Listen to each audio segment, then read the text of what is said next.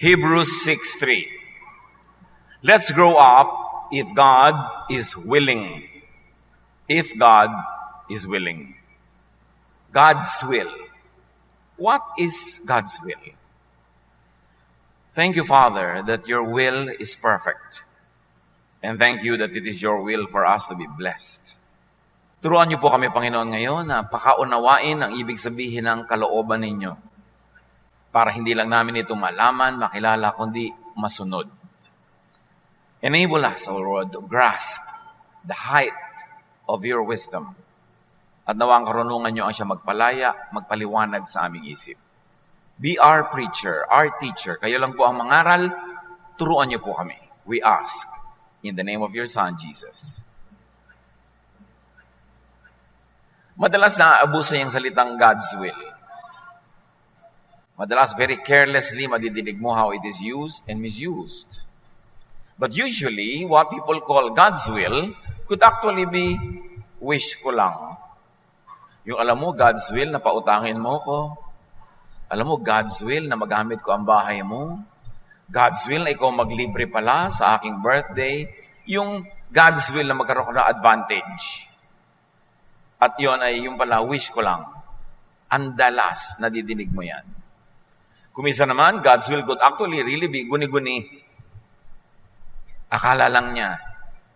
Alam mo, God's will talaga na magkita tayo ngayong araw na ito. Bakit? Anong mapapala kung nagkita tayo? Ikaw siguro meron. Pero God's will. Could actually, sometimes this word God's will is pakonsuelo de bobo. To make one feel good about something he never wanted. God's will siguro na bumagsak ako sa exam. God's will na hindi ako nasagot ng gustong-gusto kong ligawan. God's will na nalugi ang negosyo natin. At nanay, God's will na nasunog kayo kahapon. Yung kung ano-ano mga God's will na guni-guni na mga tao, wish ko lang, o mga pakonsuelo para lang ma-comfort dahil sa mga kuminsan na ibunga ng mga kapabayaan. Ruth 1:20-21. Sumagot naman si Naomi, huwag na ninyo akong tawaging Naomi. Tawagin niyo akong Mara, sapagkat ako'y pinabayaang magdusa ng makapangyarihang Diyos. Masagana ang buhay namin ni Elimelech nang umalis kami dito, ngunit ibinilik ako ni Yahweh na walang anumang dala. Huwag na ninyo akong tawaging Naomi, sapagkat ako'y binigyan ng makapangyarihang Diyos ng matinding kasawian sa buhay. Ito, ang binabanggit natin, na ano ba yan? Wish ko lang, guni-guni o pakonsuelo de bobo. Talaga? Pinlano ng Diyos na pahirapan si Naomi. Papahirapan ko nga siya, sabi ng Diyos. Paghihirapin ko nga siya. Magdurusa siya. Kasi sabi ni Naomi, eto, pinabayaan kami magdusa ng Diyos. God's will ba talaga yun o guni-guni niya? O pakonsuelo de bobo niya? Hindi komo sinabi ng isang Bible character ang isang salita. Sabi na ngayon ng Diyos. Isa yan sa dapat nating laging pag-ingatan sa pagbabasa ng Biblia. Maraming karakter dyan. Meron pa nga dyan Ahaz. Meron dyan si Delilah. Meron dyan mismo si Satanas nagsasalita. Hindi lahat ng sinasabi ng mga tao sa Bible, mga karakter dyan, God's Word. The Bible as a collection, we believe, has the inspiration from God to teach us. But not every sentence or every teaching or every guni-guni of everybody there could be taken as authoritative word of God. Kasi ang dami-daming kapahamakan ang masusuot mo. Sabi nga nung Ahaz kay Eve, you will not die. Namatay sila spiritually. May mga nagsasabing, huwag kang gumawa niyang sasakyan na yan ng pandagat kay Noah. Pero salita ba yun ng Diyos? Si Peter, sabi niya kay Lord, Lord, you will never go to Jerusalem to die there. I will never permit that. That is not good for you to do. Ano sabi ng Lord? Get behind me, Satan. You are not on the side of God, but of men. Samantalang si Satan yung nagsasalita ba? No, si Peter. So hindi ko mo sinabi ng Bible character, God's will, God's word, i-apply mo ngayon sa buhay mo. Paano kung nagbabasa ka, Lord, bigyan niyo po ako ng guidance sa gagawin ko today, tapos bigla mong nabasa at nagbigti si Judas. Magbibigti ka. Ano po kayang project ang magawa ko? Nabasa mo si Noah, gumawa ng ark. Inipon niya lahat ang hayop doon. Gagawin mo dahil kung gawa ni Noah yon. Dapat hindi lahat God's will. Kumisan God's will for others, but does it mean God's will for you? God's will for a certain tribe, for a certain place, in a certain time. Pero may universal will ba yun na applicable to you anytime, anywhere, anyhow? Kaya maraming napapahamak tapos nagtatampo sa Diyos, sinisisi ang Diyos, at pati image ng Diyos namamali dahil sa maling pagbasa ng salita ng Diyos. Usually, what people call God's will could actually be effects of man-made causes. Tumagilid ang isang building sa Taiwan dahil lumindol. God's will o an engineering mistake? Ruth 1, 1-2. Nang ang Israel ay pinamumunuan pa ng mga hukom, nagkaroon ng taggutom sa buong bayan. Kaya't ang mag-asawang Elimelech at Naomi ng mga taga-Bethlehem, Judah, ay pansamantala munang nanirahan sa Moab kasama ang kanilang mga anak na sina Malon at Kelion. Ang pamilyang ito ay mula sa angkan ng Ephrata. You see, kaya napunta sila Naomi doon sa kabilang lugar, umiwas sila sa tagutom sa sarili nilang bayan. Kaya lang nawili sila, hindi na sila umalis doon at doon sila inabutan ng mga dilubyo. Kaya sinabi ni Naomi, ayan, pinabayaan ako ng Diyos na magdusa. Kung bumalik-balik man sila ng maaga-aga sa sarili nilang bayan, malamang na iba ang takbo ng mga pangyayari. So yung nangyari sa kanila, cause and effect. Ano ang kinalaman ng cause and effect? So God's will. Pupuntahan natin yan maya-maya. Proverbs 22 verse 8.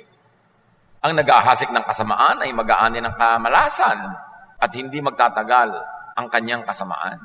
So may cause and effect. Nag-ani ka daw dahil nagtanim ka. So bago mo sabihin God's will, isipin mo muna, cause and effect ba to? Bunga ng aking ginawa. Hindi ako pumasa sa exam dahil hindi ako nag-aral o dahil yung pinag-aralan ko, hindi yun yung itinanong, pero hindi kasi God's will na bumagsak ako. God's will could actually be natural fruit of neglect or inaction. God's will na makunan ako sa aking pagbubuntis. God's will na nagkaroon ka ng miscarriage. Pero dapat isipin mo muna, ano ang dapat mong ginawa na hindi mo ginawa? Ano ang ginawa mong hindi mo dapat ginawa?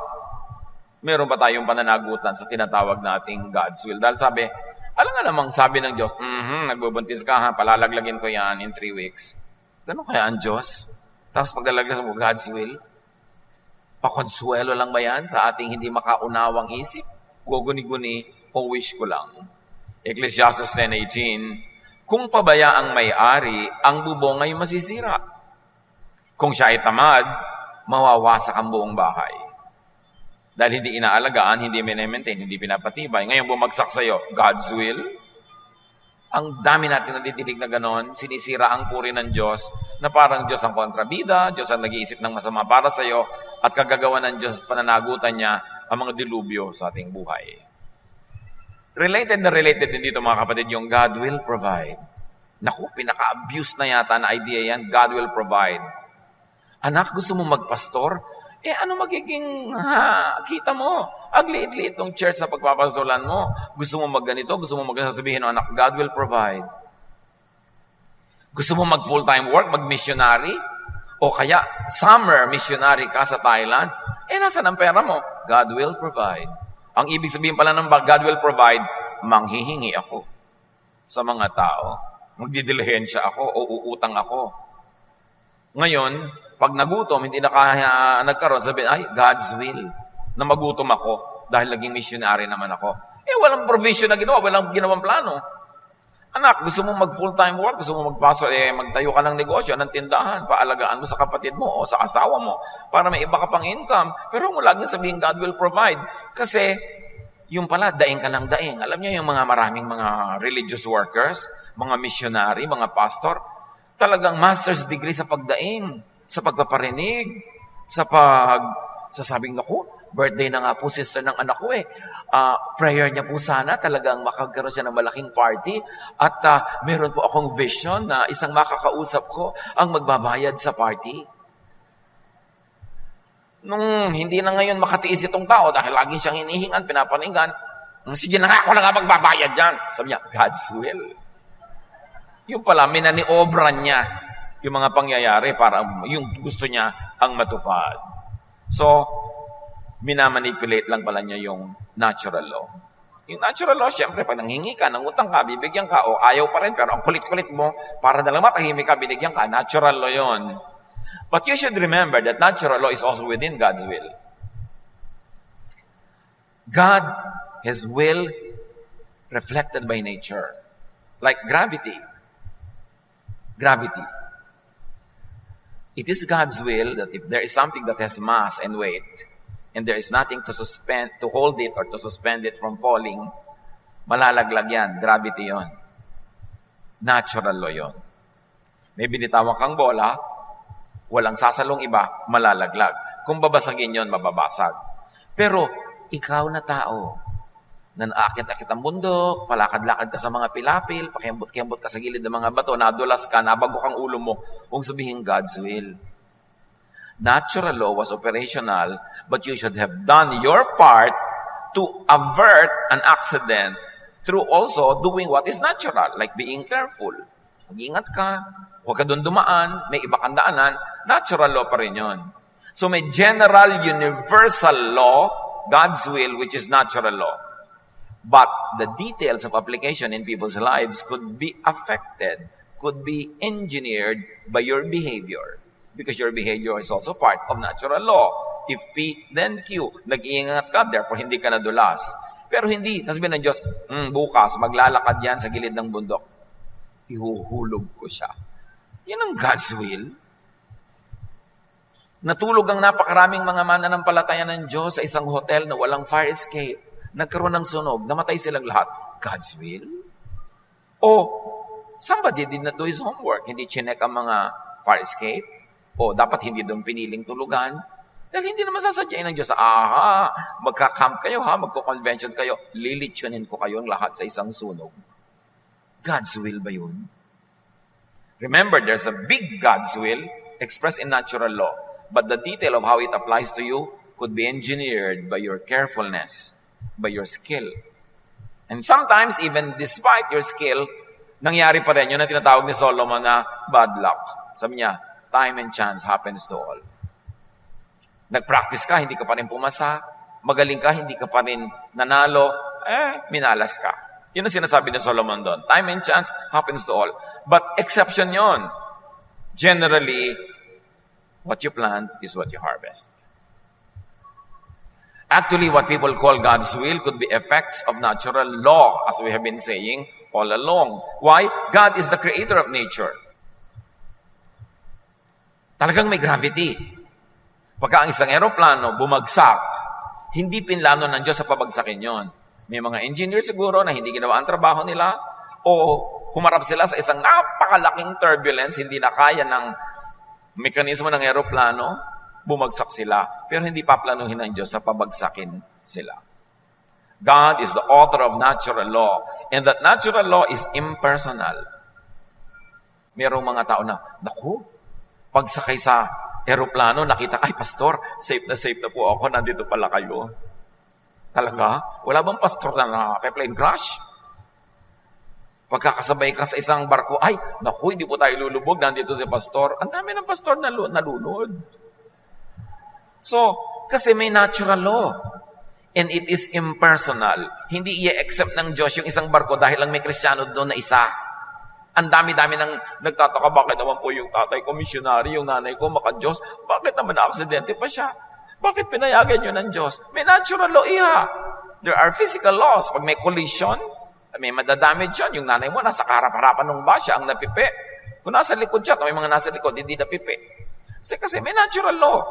So, hindi ka lang aasa sa general natural law of God, i-apply mo pa rin sa detail ng buhay mo, yung karunungan mo, yung pag-iingat mo, still applying natural law para yung desired result mo ang mangyari.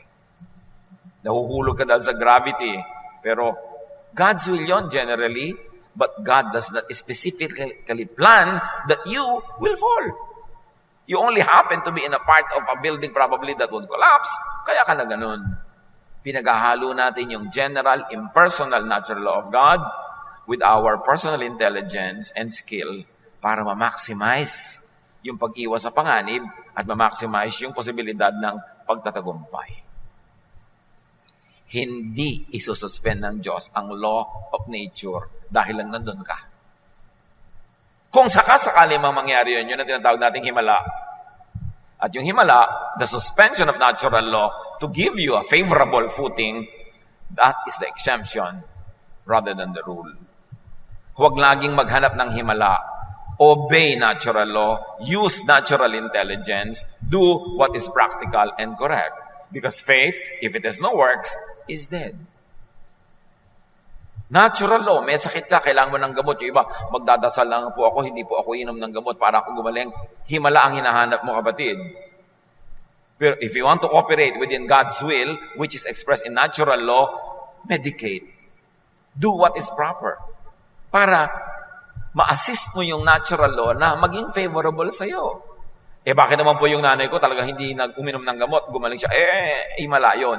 Pero hindi pwedeng i-claim at i-apply sa lahat ng tao. Kasi prerogative na ng Diyos yan kung sino paghihimalaan at sino ang i-applyan ng natural law. So anong nawala sa'yo kung nag-obey ka ng natural law? Alam ka naman sabihin ng Diyos, nag-obey siya ng natural law, uminom siya ng gamot. Naiinis ako sa kanya, hindi siya humihingi ng himala. Papatayin ko siya. Ganun kaya ang Diyos? Ang dami nating misunderstanding about God dahil sa God's will na yan. Psalm 104 verse 5, He set the earth on its foundations. Ibig sabihin, may set rules na. Physical rules. That's why physics is probably one of the purest prophecies ever. Kasi physical laws are always true, always exact, and always correct. Yung nga, mga calculations mo lang siguro pwede magkamali. Pero E equals MC square, laging totoo yan. Kung alam nyo, ibig sabihin no. Pwede nyo namang i-google mamaya. Romans 1:20, mula pa nang likhain ng Diyos ang sanlibutan, ang kanyang likas na hindi nakikita, ang kanyang kapangyarihang walang hanggan, at ang kanyang pagka-Diyos ay maliwanag na inihahayag ng kanyang mga ginawa. Kaya't wala na silang maidadahilan pa. Sabi, huwag mo na sabihin, hindi ka magaling sa theology, hindi ka magaling sa Bible, hindi ka magaling sa kung ano-ano. Kilalanin mo lang ang nature, makikilala mo Diyos. Kasi siya ang gumawa ng nature kadalasan kasi sa mga religious ideas, laging dinidemonize yung nature, yung human nature, yung human feelings, yung human desires, dinidemonize, minamasama. Kaya habang nagiging religious ka, lagi kang lumulubog sa guilt, sa sense of failure. But God is the author of natural law. And you, your body, your emotions, how you are, how you think is part of the natural element of who you are. Oras na tinanggihan mo ang iyong natural self, yung true natural feelings, your true natural desires, you will end up divided kasi laging minamasama mo ang sarili mo. So ang pagtanggap mo sa God's will is pagkilala at pagtanggap sa natural law. Halimbawa, magagalit ka ba sa leon dahil kumain siya ng usa? Anong gusto mong kainin ng leon? Yogurt? Talagang ganun siya nilikha, kaya nga may mga pangil siyang ganun At yan nilikha naman yung usa na mabilis tumakbo para makatakbo siya. Bakala na silang dalawa kung sino magwawagi. Dahil ganun sila, mula nung nilikha ang mundo, everything's being recycled. Kinain ng leon ng usa, namatay yung leon, naging lupa ulit, tumubo, naging papaya, naging gulay, kinain uli ng usa, yung usa kinain uli ng leon. Paikot-ikot lang naman ang lahat. Walang nadadagdag at nababawas sa mundo. Tao lang ang sumisira ng ecological balance. But everything is balanced. It's the law of nature. Do not let your religious beliefs go against natural law because the best theology is seen in God's creation. Kaya sabi nga ng Romans 1:20, lahat ng hindi natin nakikita tungkol sa Diyos, lahat ng hindi natin naintindihan, nasa natural law na ginawa niya. Gusto niyo siya maintindihan? Kilalanin ang natural law and the natural processes. Kaya nga naniniwala ako na science could be God's lost prophet. Kasi yan talaga nagbubukas sa atin ng mga mechanics of natural law. Kung paano natin nagagamit ang energy, kung paano natin nagagamit ang iba't ibang sources of power, puro natural laws yan. At hindi yung katakata, at hindi yung anti-God, because it is God who created everything. The earth is the Lord's and everything in it. Colossians 1:16, sapagkat sa pamamagitan niya ay nilikha ang lahat ng nasa langit at nasa lupa. Nakikita man o hindi. Pati ang mga espiritual na kapangyarihan, paghahari, pamamahala, at pamumuno. Ang lahat ay nilikha ng Diyos sa pamamagitan niya, ni Jesus, at para sa Kanya, si Jesus. So to understand Jesus is to understand natural law. Natural law is God's will. God's universal, impersonal will for all creation. When God interferes with that impersonal and general law to accommodate your personal wishes, that's a miracle. The suspension of natural law. The fruits of natural law is the undisputed will of God. Genesis 8:22, as long as the earth endures, seed time and harvest, cold and heat, summer and winter, day and night will never cease. It will go on and on and on. But remember, natural law can work against you if you do not work alongside it, if you do not ride on it. Kaya kung mga magsasaka, lalo ng mga palay, harvest time na yung iba, hindi ka pa nag-harvest ngayon, next week pa, ay nako, lagot ka. Kasi oras na naubos yung mga palay ng kapitbahay mo, yung mga dagang kumakain nun, wala nang ibang kakainin, kundi yung sayong natira. Lahat pupunta sa bukid mo, ubos ang palay mo. Kaya may time for everything. Hindi pwede sabihin, Lord, di po ba anak niyo ako? Di po ba naglilingkod ako sa inyo? Next week na po ako mag-harvest ng palay. Pigilin niyo po ang lahat ng daga. Natural law, nagugutom yung daga. Natural law, nandun yung palay mo. Sa palagay nyo, naturally, what will happen? Hindi yung palay mo kakainin. Huwag niyo paghimalain ng Diyos kung pwede namang sumunod na lang kayo in an ordinary way. I-respect niyo yung natural law. Tag-ulan, alam mong babaha sa mga gilid ng ilog, kahit gaano kakabanal, aanurin ka doon. Kailangan kang umalis doon. Hindi yung inanod ka, sabi mo, ay God's will. God's will, yes, in a general sense that nature will cause a flood to happen and anything that the flood can carry together with it will be carried no matter if it includes you. So, general will pa rin ang Diyos. Pero hindi pinlano ng Diyos na pagbaha, ipapaanod ko tong si Ana o si Santos o si ganito kasi nandun ka. Luke 12:54-55. Sinabi rin ni Jesus sa mga tao, kapag nakita ninyong kumakapalang ulap sa kanluran, sinasabi ninyo agad na uulan. At ganoon nga ang nangyayari. At kung umiihip ang hangin mula sa katimugan, ay sinasabi ninyong iinit. At nagkakaganon nga. So, sino ang tao na mabibless? Yung nakakaunawa ng natural law, which is God's will. Sasabay doon, sasakay doon, gagalang doon. Iaayon niya ang mga ginagawa niya according to that natural law, siyang mabibless. Jeremiah 8:7. Naalalaman ng ibong palipat-lipat ng tirahan, ng bato-bato, ng langay-langayan at ng tagak, kung kailan sila dapat lumipat at kung kailan dapat magbalik. Ngunit kayo na aking bayan, hindi nyo nalalaman ang aking kautusan na dapat nyo sundin. Sabi ng propeta, migratory birds know when to leave, when to immigrate, when to emigrate, when to come back. Mabuti pa yung mga ibon.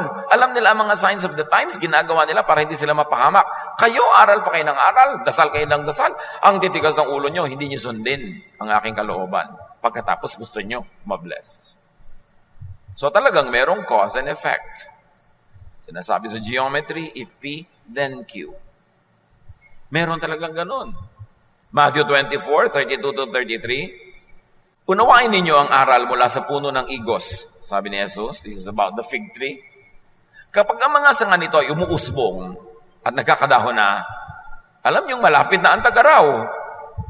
Gayon din naman, kapag nakita niyo ang lahat ng ito, malalaman ninyong malapit na siyang dumating. Halos naririto na. So, ang pagkakakilala natin sa nature, nagtuturo sa atin ng proper behavior in response to it, at ganun din in our spiritual life. There are spiritual signs that we should be sensitive to, that we should read correctly so we can act accordingly. So plant and harvest on time, sometimes plant and harvest in time for great effects. Yung binagyo na, nagtanim naman sa tamang oras, yun ang tinatawag ni Solomon na minalas. Hindi lahat ganon. Kasi kung lahat ng nagsasaka, nagtatanim, may minamalas, edi wala na dapat natin ng agriculturist or farmer. Nagsusurvive din naman. Kahit na ngayong taon na ito, hindi nag-harvest ng maganda, may mga darating na panahon, makaka-recover din. Kasi exceptional lang yung ginawa mo. Lahat ang tama, sinunod mo ang calendar, tapos hindi pa rin nagtagumpay. Exception yun. And that will not always happen because that is an aberration of nature. That is an abnormality that will not always prevail. So, importante mga kapatid, you isolate the general cause and effect in nature, which is the general will of God. I-isolate nyo dun sa particular na nangyayari sa mga tao dahil hindi nila sinunod yung law o kahit sinunod nila, kung minsan, yung tinatawag na they have a streak of bad luck. Ganun lang yon. Importante maintindihan natin that God will not personally choose to make you fall. God will not personally choose you to fail. Yung sabi ni Naomi, ayan, binayaan ng Diyos sa kami magdusa. Hindi naman gano'n ang Diyos eh. God's will for us is that we will all flourish, be fruitful, be happy, be generally all right. But things happen. So in our lives, cognizant of and respectful of God's will, plant to harvest. Don't plant, and you don't harvest. Galatians 6, 7, and 9, kung ano ang itinanim ng tao, yun din ang kanyang aanihin. Pagdating ng takdang panahon, tayo ay aani kung di tayo susuko. So never give up. You fail once, you fail twice, you fail thrice. Nakakota ka na, wala nang natirang failure. Tapos doon ka pa ngayon susuko. Naubos mo na ngayon lahat ng chances mo to fail, doon ka pa susuko. Kaya anong sabi ng sweepstakes nung araw? Ang nagwawagi ay di umaayaw, at ang umaayaw ay di nagwawagi. Siguro meron pa rito sa inyong umabot niyan, yung tagumpay ticket. No? So, talaga ang umaayaw ay di nagwawagi. Sige nang sige. Kasi, matutumbok mo rin yan. Don't be a quitter. At sabi, plant, wind, and harvest a whirlwind. Hosea 8:7, naghahasik sila ng hangin, ipo-ipo ang kanilang aanihin. And this is so wonderful. Think of it, brothers and sisters. Laging ginagamit sa Bible yung example ng pagtatanim. Gumawa ka daw ng mabuti, aani ka ng mabuti. Kung anong tanim mo, yun ang ani mo. Ang totoo, hindi naman yun totoo. Yung ang tanim mo, yun ang ani mo. Look, magtatanim ka ng isang buto ng atis. Let's say tumubo, lumaki, namunga. Ang aanihin mo ba, isang buto rin? No. Sangkatermang atis at sang damakmak na buto ng atis. So, totoo, inaani mo ang yung tanim, pero may multiplication na nangyayari. Nagtanim ka ng isang buto, ang dami-daming bunga ang aanihin mo. Every season, ang dami-daming buto. Ngayon, isipin nyo, nagtanim kayo ng kabutihan, konting kabutihan. Gaano karaming kabutihan ang aanihin nyo? Sang katerba, sang damak, na kabutihan. Kaya dapat magtanim ka ng kabutihan. Baligta rin, magtanim ka ng masama. Ano aanihin mo? Sang katerba, sang damakmak na kasamaan. Kaya napakalaking kahangalan na magtanim ng masama. Gumawa ng masama sa kapwa, gumawa ng masama sa kumpanyang pinapasukan mo, gumawa ng masama sa gumagawa sa ng mabuti, gumawa ng masama sa kaibigan mo, sa kamag-anak mo. Kasi may multiplication na magaganap. Ang aanihin mo, sobrang daming sama. You've got to be so foolish to do something wrong deliberately. Kasi aani ka. But you've got to be so wise to do something right, even just a little good thing. Because alam mo, aani ka ng ang dami. Bakit? Yung ba mga magsasaka na nagtatanim ng isang maliit na palay na naging maliit na tanim, itinanim mo isang palay, talaga ba ang aanihin mo doon? Isang palay din, bawat puno? No! Kilo-kilong palay. So bakit kayo hindi magtanim ng mabuti lagi para ang daming inaaning mabuti? Tapos magtatanim ka ng konti na masama pa, edi ang daming masama ang darating sa iyong buhay. Yan ang God's will. Yan ang natural law. Dapat cognizant tayo dyan. Teka, gagawa ako ng masama. Kaya siguro ang dami-dami kong inaaning masama ngayon dahil ang dami kong tinanim noon. Well, God's will yun. Pero hindi sinabi ng God na sa year 2018, dadago ka ng kutakot-takot ng mga hirap sa buhay kasi gusto ko lang. No. Pero God's will na yes, sa 2018, dadating sa yung kutakot-takot na hirap kasi noong 2014, yan ang tinanim mo eh. Yun ang masasabi mong God's will. Pero hindi sinadya para sa iyo lang. Pinayagan ng Diyos na mangyari according to His natural law. Pero ikaw ang nagtanim, kaya ikaw ang aani. Importanteng maunawa ang God's will na yan. And of course, efficiency means better fruitfulness. Magnenegosyo ka na rin lang, alamin mo na lahat ng tools of the trade. Mag-aaral ka na rin lang, damihan mo na talaga matatandaan at malalaman. May service ka na rin lang, gandahan mo na. May product ka, lagyan mo ng mga maraming value added yung product mo. Lahat nagtitinda ng mga puto, yung sa'yo, dagdagan mo ng food spa. Ay, ang daming bibili ng puto mo. Kasi habang kinakain nila, may food spa ka. Value added is important. The more efficient you are, the more skillful, the better fruits. God's will yon. Pero kung sabihin ko, ang hina-hina ng benta ko, God's will. Tingnan ka lang kasi mukha kang Biyernes Santo, syempre sa iba na bibili. Yung pupunta sa tindahan mo, bibili na, hindi ka tumitingin, text ka ng text sa ganon. Ay, ayoko na dito, sa kabila na ako. Ay, sa kabila, nag-games din. Ang daming ganon na, mga tinderang text ng text. Na alam mo lang, pinagbabawalan ng may-ari ng tindahan dahil sa loob ng bulsa nagte-text sa ganon. Kasi hindi mo naasikaso ang bibili. Kung may gagawin kayo mga kapatid, do it lovingly, passionately, dramatically, beautifully, at siguradong uulanin kayo ng pagpapala. Kasi kung anong tanim, siyang ani. So ang tanong, anong inaani nyo ngayon? Tanim nyo yan. Tanim nyo yan. Kung minsan man, di ko nagtanim, pero yung asawa mo siya ang nagtanim, naging asawa ka, dinadamay ka na ngayon sa ganda ng ani. Pero kung minsan naman, ang dami niyang inutangan napangasawa mo ngayon, ikaw ang sinisingil. God's will pa rin yun. Kasi, siya ang pinakasalan mo. Kaya pinipili mo rin nagkakadamay-damay tayo sa buhay. Huwag kayong gagawa ng half-hearted. May isasubmit kang project sa school, yung baba ng grade. Napagod ka na rin lang, ganda mo na. Ngayon, nagbebenta ka ng insurance, nagbebenta ka ng kung ano, kotse. Alam mo naman, sa 100 presentations, baka 5 lang yung bumili. So gusto mo ng 50 bibili, gumawa ka ng ilang libong presentation. By virtue of statistics, marami kang makukuha dyan. Pag may gagawin kayo, do it passionately. Do it lovingly. Sabi nga, do it as you are doing it for the Lord. Because you are doing it for the Lord. Not meaning na siya ang makikinabang, kundi sinasakyan nyo ang natural law na siya ang may gawa, therefore it is high worship. To observe and respect natural law is high worship because you are observing the law of the one who made the earth and everything in it. Ecclesiastes 11:1-2, ito ka sa paggagawa ng maraming presentations.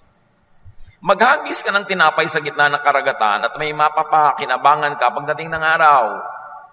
Hatiin sa 7, sa 8 ang kalakal mo pagkat di mo masisiguro kung ano ang kasamaang mangyayari sa mundo. Figure of speech. Sa pangangalakal daw, magpadala ka ng maraming barko, magpadala ka ng maraming trade. Damihan mo kasi hindi mo alam kung alin na magkiklik dyan eh. So kung 2 lang, 3, buhay ka pa rin. Pero kung nag-click lahat, di imagine, ang daming na-multiply. So ganon, kailangan diversify a little bit, but not too much. Meron ka dito, meron ka doon, kasi you don't know what will be blessed. Don't put all of your eggs in one basket. Meron ka dito, meron ka doon. Para kung ano man ang mangyari, meron kang hanap buhay. Kaya yung mga laging may bukid lang sila sa probinsya, kung minsan nagkaroon ng tagsalo at baha, o kaya walang ulan, gutom na sila, pero maganda kung meron din silang konting negosyo sa syudad na hindi dependent masyado sa nature. Commerce, trading, whatever. Meron ka dito, meron ka doon. Mga pamilya, dapat hindi lang isang tao ang kumikita, tapos lahat kumakain. Para ba't, kung namatay yun, nagkasakit yun, di gutom na kayo lahat. Dapat maraming income na pinanggagalingan. Yung sasabing, throw your bread, cast your bread upon the waters. Invest in this, invest in that. You don't know which one will flourish. That is natural law. Ecclesiastes 11:6. Sa umaga, inihahasik mo ang iyong binhi. Hindi ka tumitigil sa paggawa hanggang gabi. sapagkat di mo tiyak kung alin ang magbibigay sa iyo ng tagumpay. O kaya'y umaasa kang lahat ay iyong papakinabangan. Nagtanim ka na, pagkatanim mo, may iba ka pang ginagawa. Yung parang Lady of Proverbs 31. Nagkakalakal, nagpo-produce, may ginagawa. Kasi hindi mo naman alam kung alin magkiklik. Paano ka nag-click lahat? Di ang saya ng buhay. Sumakay sa general and universal natural law and will of God, pagkatapos, umasa, manalangin na yung personal effect nito sa buhay mo ay maging kapakinabang sa iyo. Ecclesiastes 11, 3-4. Kapag ang ulap ay maitim na di makaya ang hangin, nagiging ulan itong bumubuho sa daigdig. Kung saan nakahapay ang punong kahoy, ay doon ito mabubuwal. Ang naghihintay sa pagtigil ng hangin ay di kailanman makapaghahasik ng kanyang binhi. At ang nag-aalala sa patak ng ulan ay di makakapag-ani. Pag daw sobra ka matatakotin, ayaw mo mag-risk, ayaw mo magtanim dahil baka bumagyo, baka ayaw mo man mamuhunan, baka ka malugi, ayaw mong sumubok sa isang trabaho dahil baka ka mabigo, wala nga mangyayari sa buhay mo. Hindi lahat ng pagtatanim ay may ani, pero ang lahat ng hindi pagtatanim, tiyak na walang ani. Kaya tanim ka ng tanim, and you calculate your risks, you minimize your risk, but you take the risk nevertheless. Because the general law of nature is that nagtanim ka, aani ka. God's will means natural law. Cause and effect. More personally, God's will could mean the result of doing what can be done. Hindi mo lang iaasa sa natural law, you will engineer natural law. Like the rivers are being engineered through dams, the wind is being engineered through wind power. May engineering na nangyayari. Hindi yan interference with God's will. Yan ay pag-unawa ng God's will at pagsakay dito to your advantage. But sometimes also, tulad ng sinasabing minalas o sinuwerte ni Solomon, God's will could be the result in spite of what you do. Nag-aral ka naman, hindi ka pumasa. Permissive will. Kasi hindi mo lang natsyempohan. Ipinagdasal mo pero hindi nagtagumpay, bihira yon. Pero nangyayari talaga yan. Huwag ka magtaka, huwag ka magtampo, just keep trying. Dahil sabi nga, cast your bread upon many waters. Pagkatanim mo ng isa, may gagawin ka pang iba. Ecclesiastes 9:11. Sabi ng Solomon na pinakamatalinong tao sa lahat. Ito pa ang isang bagay na napansin ko sa mundong ito. Ang mabilis ay di siyang laging nananalo sa takbuhan. Ni ang malakas ay laging nagwawagi sa digmaan. Ang matatalino ay di laging nakakasumpong ng kanyang mga kailangan. At di lahat ng marunong ay yumayaman. Napapansin ko rin na di lahat ng mga may kakayahan ay nagtatagumpay. Lahat ay dinaratnan ng malas. Ecclesiastes 9:11. So kung minalas ka lang ngayon, hindi ka pinagkakaisahan ng Diyos Ama at Diyos Anak at Diyos Espiritu Santo. Pagka hindi ka nagtagumpay, hindi ka tinitikis ng Diyos, nagkataon. Merong hindi tumugma sa ginagawa mo at sa natural law. Subukan mo uli. Pag ang dami mo ng failure, nakakota ka na, wala nang naubos, success talaga natira. Kaya dapat binubuo mo ang loob mo, tinitibayan mo ang loob mo, huwag kang susuko. But don't ever misuse the idea of God's will as an excuse for failure or sloppiness. Do not misuse God's will to malign the character of God. And do not misuse God's will as an all-purpose veil for ignorance. Know what you need to know. Operate within scientific knowledge, which is really godly knowledge. Maximize your chances at success. And then praise God that all things work together for your good. Know the basic universal will and operate with it and within it for your fullest and greatest personal blessing. God's will is so important to understand. God's will always prevail. So operate your life within God's will by knowing what God's will really is. Dear Lord, thank you that your will for us is that we will be fruitful and happy and peaceful, joyful, and abundant. Salamat, Panginoon, ang kalooban nyo. That no eyes have seen, no ears have heard what you have prepared for those who love you. Teach us, Lord, to always be encouraged and empowered by that reality. And also teach us to respect nature, to respect the law of nature, to increase our knowledge, and then be wise in the process so that we can make the most out of life. Pagbulay-bulayan natin mga kapatid ang lahat ng ito, kung paano i-apply sa ating mga buhay-buhay. Lord, continue to speak with your people in a very personal way. Give each one a very personal application of your teaching today.